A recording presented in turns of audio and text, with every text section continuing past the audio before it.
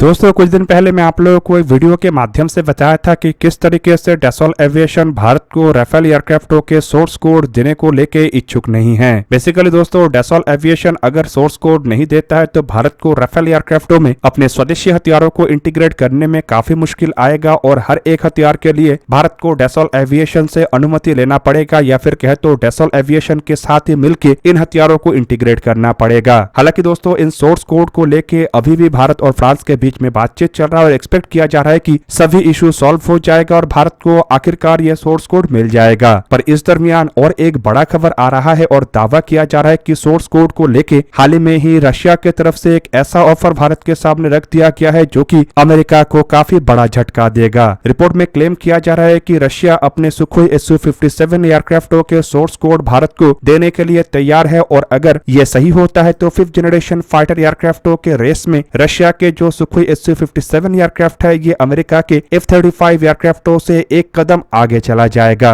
दोस्तों रिपोर्ट में क्लेम किया जा रहा है कि कुछ ही दिन पहले रशिया की तरफ से भारत के सामने एक लैंडमार्क प्रपोजल रखा गया है और इस प्रपोजल के अंतर्गत advance Sukhoi Su-57 5th generation fighter एयरक्राफ्टों के एक्सपोर्ट वेरिएंट के सोर्स कोड को भारत के सामने पेश किया गया है। अब दोस्तों रिपोर्टों में यह भी क्लेम किया जा रहा है कि सोर्स कोड के आंशिक या फिर कहे तो आधा अधूरा ऑफर भारत के सामने नहीं रखा गया है बल्कि रशिया इन एयरक्राफ्टों के संपूर्ण सोर्स कोड भारत को शेयर करने का प्रस्ताव रखा है। अब दोस्तों इस ऑफर को सुखोई Su-57 एयरक्राफ्ट रिलेटेड सबसे बड़े ऑफर के रूप में देखा जा रहा है क्योंकि अगर रशिया सोर्स कोड शेयर करने के लिए तैयार हो गया है तो इन एयरक्राफ्टों को भारत के द्वारा खरीदने पर भारत अपने मन मुताबिक एयरक्राफ्टों में बदलाव कर पाएगा और इसके लिए न रशिया के मदद का आवश्यकता होगा और न ही भारत के सामने कोई बड़ा रेस्ट्रिक्शन रहेगा। इवन दोस्तों माना जा रहा है कि सोर्स कोड के इस ऑफर के बाद भारत के 5th जनरेशन फाइटर एयरक्राफ्टों के रेस से एक तरीके से अमेरिकी F-35 एयरक्राफ्ट बाहर ही है क्योंकि अमेरिका जहां पे इन एयरक्राफ्टों को भारत में निर्माण करने के लिए तक प्रस्तुत नहीं है तो वहीं पे अमेरिकी लॉकहीड मार्टिन कंपनी चाहता है कि F-35 फाइटर एयरक्राफ्टों से पहले भारत के द्वारा अमेरिका से F-21 जैसे एयरक्राफ्टों को खरीदा जाए, जबकि इससे संपूर्ण अलग तरीके से रशिया के द्वारा ऑफर रखा जा रहा है। और पहले तो रशिया की तरफ से इन एयरक्राफ्टों को भारत में निर्माण करने तक को प्रस्ताव रखा गया था और अब बताया जा रहा है कि एक कदम आगे बढ़ के एयरक्राफ्ट के सोर्स कोड तक को शेयर करने को लेकर रशिया प्रस्तुत है। और दोस्तों मुझे नहीं लगता है कि अमेरिका इतने आगे बढ़ के ऑफर कभी भी भारत के सामने रख पाएगा।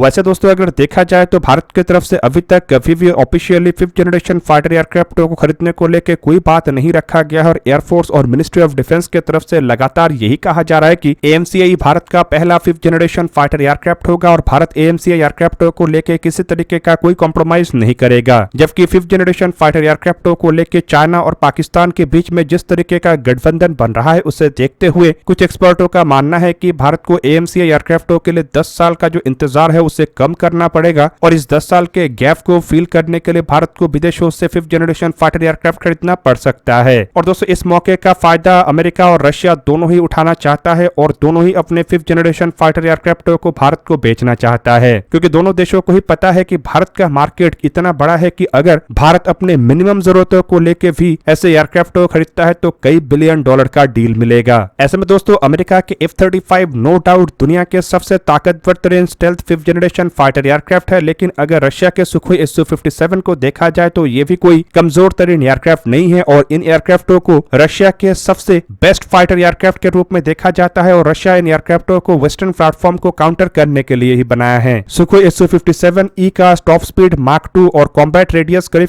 1500 किलोमीटर है, जबकि इसके पेलोड कैपेबिलिटी करीब 10 टन के आसपास है। एयरक्राफ्टों में advance stealth feature, advance avionics, super manoeuvrability और सुपर क्रूजर कैपेबिलिटी है जो कि किसी भी तरीके के मिशन को अंजाम देने के लिए काफी है। अब दोस्तों रशिया के जो सोर्स कोड के ऑफर का बात कहा जा रहा है इसे अब तक के सबसे बड़े ऑफर के रूप में इसलिए भी देखा जा रहा है क्योंकि अगर भारत के पास इन एयरक्राफ्टों का सोर्स कोड होता है तो एयरक्राफ्टों के मॉडिफिकेशन, मेंटेनेंस और अपग्रेडेशन को लेकर भारत एक तरीके से फ्री हो जाएगा। इसके लिए ना भारत को रशिया के ऊपर डिपेंड होना पड़ेगा और ना ही रशिया से अनुमति लेना पड़ेगा। और दूसरी तरफ आप लोगों को ये भी बता दूं कि इससे सुखोई Su-57 जैसे एयरक्राफ्ट काफी हद तक आत्मनिर्भर हो जाएगा और भारत के मेक इन इंडिया इनिशिएटिव और आत्मनिर्भर भारत के जो संकल्प है उसको भी मजबूती मिलेगा। इवन दोस्तों सोर्स कोड भारत के पास होने पर भारत आसानी से अपने द्वारा डेवलप किया हुआ इक्विपमेंटों को भी बिना हिचकिचाए एयरक्राफ्टों में इंटीग्रेट कर पाएगा और इवन भारत के लगभग सभी तरीके के इंडिजीनियस हथियार इन एयरक्राफ्टों में बिना हिचकिचाहट के लग सकेगा। अब दोस्तों सोर्स कोड की ऑफर अमेरिका के लिए सबसे बड़े चैलेंज चैलेंज के रूप में इसलिए देखा जा रहा है क्योंकि अमेरिका का जो नीति है उसे देखते हुए ये लग रहा है कि अमेरिका कभी भी भारत तो क्या किसी भी देश को ऐसे सोर्स कोड का एक्सेस नहीं देगा और अमेरिका नहीं चाहता है कि किसी भी देश के पास इतने एडवांस टेक्नोलॉजी आए जो कि भविष्य में अमेरिका के लिए चैलेंज बने। अब दोस्तों अमेरिका अगर भारत को F-35 एयरक्राफ्ट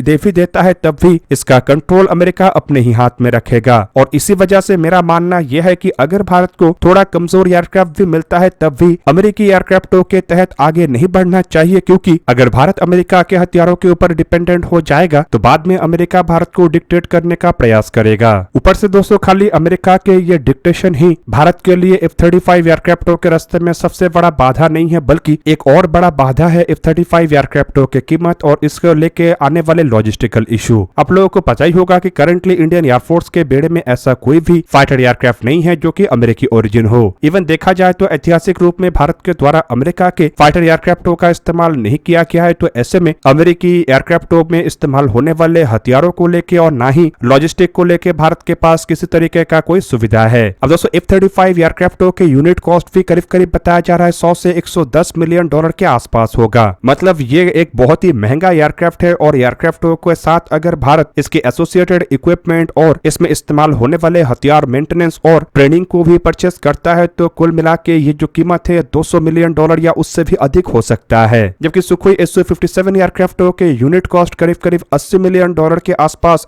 एस्टिमेट किया जा रहा है। और दोस्तों ऑलरेडी भारत के द्वारा बड़े मात्रा में रशियन ओरिजिन एयरक्राफ्टों का इस्तेमाल करंटली किया जा रहा है जिनमें सुखोई 30 MKI, MiG-29, MiG-21 जैसे एयरक्राफ्ट जहां पे शामिल है। तो वहीं पे ऐतिहासिक रूप में भी अगर देखा जाए तो भारत लंबे समय से रशियन ओरिजिन और सोवियत ओरिजिन एयरक्राफ्टों का इस्तेमाल कर रहा है। और दोस्तों इस वजह से आप कह सकते हैं कि भारत के पास रशियन एयरक्राफ्टों को इस्तेमाल करने के लिए पर्याप्त जो लॉजिस्टिक है वो तो है ही, साथ में भारत का जो करंट इंफ्रास्ट्रक्चर है वो भी आसानी से मिनिमम मॉडिफिकेशन के साथ रशियन सुखोई Su-57 एयरक्राफ्टों को सपोर्ट कर पाएगा, चाहे वो भारत के कम्युनिकेशन इक्विपमेंट हो, रडार हो या फिर एवेक्स एयरक्राफ्टों के साथ तालमेल मिला के ऑपरेशन को अंजाम देना हो। इवन दोस्तों भारत के पास जो एरियल रिफ्यूलर एयरक्राफ्ट है वो भी रशियन ओरिजिन एयरक्राफ्टों में फिट बैठता है। ऊपर से दोस्तों अगर देखा जाए तो ज्वाइंट वेंचर मैकेनिज्म में भारत लंबे समय से रशिया के साथ काम कर चुका है। मतलब रशिया के साथ ऐसे एयरक्राफ्टों के डील को लेके भारत का जो एक्सपीरियंस है वो काफी अधिक है। हालांकि अमेरिका के साथ इस तरीके का कोई बड़ा डील अब तक तो नहीं हुआ है, लेकिन पिछले कुछ सालों में भारत के द्वारा कुछ अमेरिकी ओरिजिन हथियारों को परचेस किया गया है जिनमें C-130J super Hercules, C-17 Globemaster जैसे ट्रांसपोर्ट एयरक्राफ्ट से शुरू करके अपाचे, चिनूक और सीहॉक जैसे हेलीकॉप्टर और इवन P-8I जैसे मैरीटाइम एयरक्राफ्ट भी शामिल है। और दोस्तों सोर्स कोड के अलावा रिसेंटली रशिया के तरफ से ये भी कहा गया है कि अगर भारत सुखोई Su-57 एयरक्राफ्टों को खरीदता है तो इन एयरक्राफ्टों को भारत के एग्जिस्टिंग सुखोई 30 MKI एयरक्राफ्टों के मैन्युफैक्चरिंग प्लांट में भी मिनिमम मॉडिफिकेशन के साथ बनाया जा सकेगा। मतलब कम से कम इन्वेस्टमेंट के साथ भारत इन एयरक्राफ्टों को भारत में प्रोड्यूस कर पाएगा। अब एयरफोर्स की तरफ से ऑलरेडी ये साफ कर दिया गया है कि एयरफोर्स करंटली AMCA के अलावा किसी अन्य 5th जनरेशन फाइटर एयरक्राफ्टों को लेकर नहीं सोच रहा है। हालांकि दोस्तों इसका मतलब ये नहीं है कि भारत 5th जनरेशन एयरक्राफ्ट नहीं खरीद सकता है और यहाँ पे भारत के सामने 5th जनरेशन एयरक्राफ्टों का केवल मात्र एक ही स्कोप है और वो है MMRCA या फिर कहे तो MRFA टेंडर, जिसे कि साल 2018 में जारी किया गया था, लेकिन अभी तक उस टेंडर को लेके कुछ ज्यादा बड़ा काम नहीं हुआ। और दोस्तों रशिया अगर इन एयरक्राफ्टों का प्रस्ताव भारत के सामने इस टेंडर के अंतर्गत करता है तो संभावनाएं काफी अधिक है कि भारत इन एयरक्राफ्टों को खरीदे। करंटली देखा जाए तो रशिया की तरफ से इस टेंडर में 2 एयरक्राफ्ट मतलब सुखोई 35 और MiG-35 का ऑफर किया गया है और दोनों एयरक्राफ्टों को ही इस टेंडर में एक कमजोर तरीन दावेदार के रूप में देखा जा रहा है। और मुझे नहीं लगता है कि इतने बड़े मल्टी बिलियन डॉलर के डील रशिया किसी भी तरीके से अपने हाथ से जाने देना चाहता है। और अगर Russia transfer of technology, make in India initiative जैसे शर्त सोर्स कोड को शेयर करने के लिए भी तैयार है तो MRFA टेंडर के लगभग सभी शर्त पूरा होता है। और ऐसे में अगर फॉर्मली रशिया के द्वारा इन एयरक्राफ्टों का ऑफर MRFA टेंडर के अंतर्गत किया जाता है तो ये एक तरफ जहां पे अमेरिका को एक बहुत बड़ा झटका देगा तो वहीं पे दूसरी तरफ इससे फ्रांस जैसे देश को भी झटका मिलेगा, क्योंकि करंटली फ्रांस के राफेल एयरक्राफ्टों को इस टेंडर में सबसे स्ट्रॉन्ग दावेदार के रूप में देखा जा रहा है। दोस्तों आप लोगों को क्या लगता है कि क्या रशिया के द्वारा भारत के सामने MRFA टेंडर के अंतर्गत इन एयरक्राफ्टों का ऑफर मतलब सुखोई Su-57 एयरक्राफ्ट का ऑफर किया जा सकता है या नहीं? कमेंट करके अपना राय अवश्य दीजिए। दोस्तों आज के इस वीडियो को यहीं पे ही करते समाप्त। किसी और एक दिन किसी और एक वीडियो में मिलेंगे, तब तक के लिए जय हिंद, वंदे मातरम।